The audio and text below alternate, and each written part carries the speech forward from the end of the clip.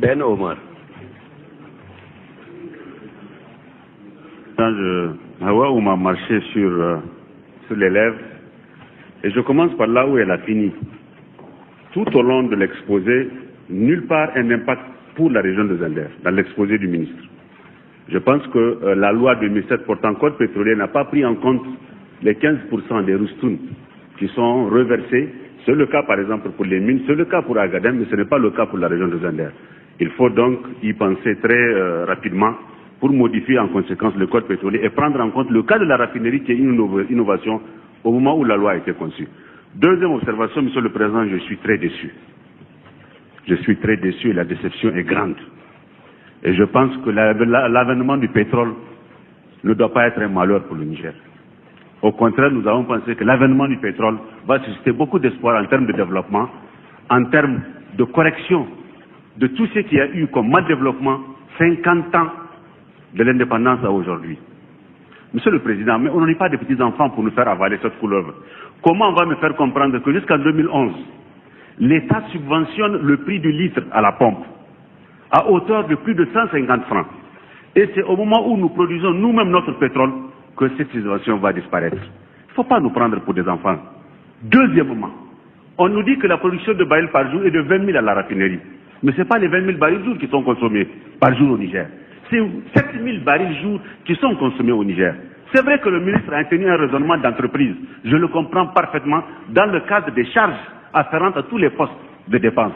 Il y a des charges, ça ne tombe pas du ciel, c'est vrai. Les gens n'ont pas amené l'argent pour la beauté de nos yeux. Ils veulent engager les bénéfices. Mais il y a deux possibilités qui s'offrent à nous. Première possibilité, sur les 20 000 barils jour, les 13 000 qui sont exportés, on peut les vendre à ce coût-là, de 579.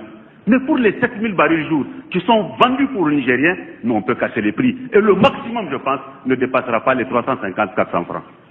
Deuxième possibilité qu'on a, Monsieur le Président, c'est le rééchelonnement.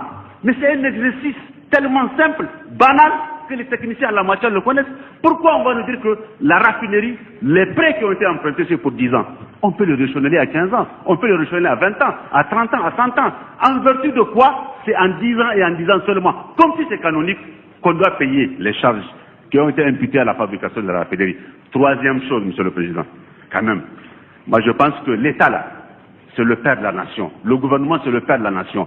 C'est lui qui, en lieu, se substitue au peuple pour répondre à ses aspirations. Mais évitons de faire de la démagogie et du populisme. Les gouvernements passent, les États sont là, les régimes passent, le Niger est là. Moi, je pense que faisons quelque chose qui va s'inscrire dans la durée et dans le temps pour dire qu'enfin, voilà des solutions patriotiques nationales qui sont en train d'être envisagées et impulsées au pays. Ne pensez pas que c'est juste l'argent. Combien de pays? Mais comment vous voulez qu'on peut éradiquer la fraude quand tout au long, sur les 1500 km de bande sud qui séparent le Niger du Nigeria, le pétrole se vend, l'essence se vend à 200 francs et vous voulez que les gens le prennent à 576 francs à Zender.